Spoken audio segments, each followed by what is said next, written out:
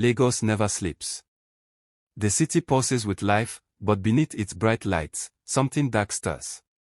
Something that fits.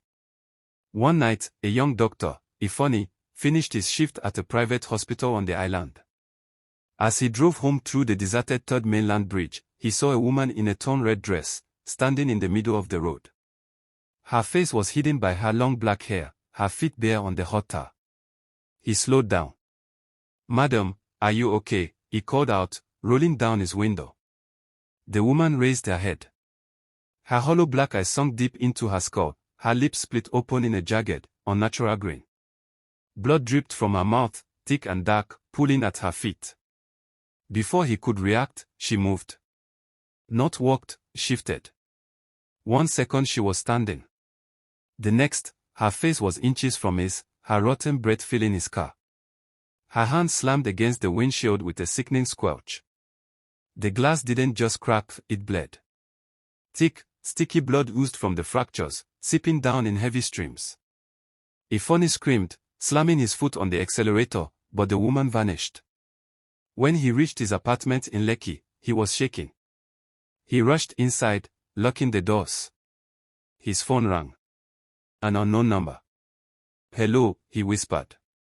A voice, wet and gurgling like someone drowning in their own blood, rasped, "You left me. You left me to bleed. Now, you will too." The line went dead.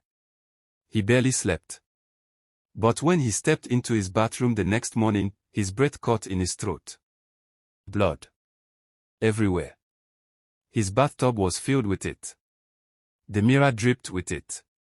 The walls pulsed, oozing thick crimson. The scent of iron was so strong it burned his throat. A whisper slithered through the air, "You left me to bleed. Now you will drown." Terrified, he rushed to his hospital, thinking he needed help. But as he entered the emergency ward, everyone froze. Dr. Ifeanyi, a nurse gasped, stepping away in horror. He looked down. His white coat was soaked in blood. His hands were red, dripping, sticky. The blood was moving. Crawling. Slithering up his arms like veins bursting through his skin. That night, the calls returned. The shadows in his apartment grew darker, thicker, suffocating. The woman appeared again, this time inside his room, at the foot of his bed. Her wounds were open, fresh, blood pouring endlessly onto the floor. "You left me bleeding," she moaned, stepping closer. Ifeanyi screamed and ran. He crashed into his living room, only to find them, crawling from his walls, oozing from the cracks in his floor. Faceless figures, their bodies soaked in fresh blood, whispering his name. His past patients. The ones he couldn't save.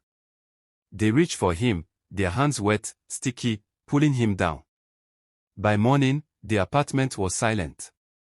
Police found him slumped in a lake of blood, his phone clutched in his hand. The last call on the screen was from an unknown number. Nobody was found. No trace of the woman. Just a message smeared on the mirror in deep, pulsing red. "You will bleed forever."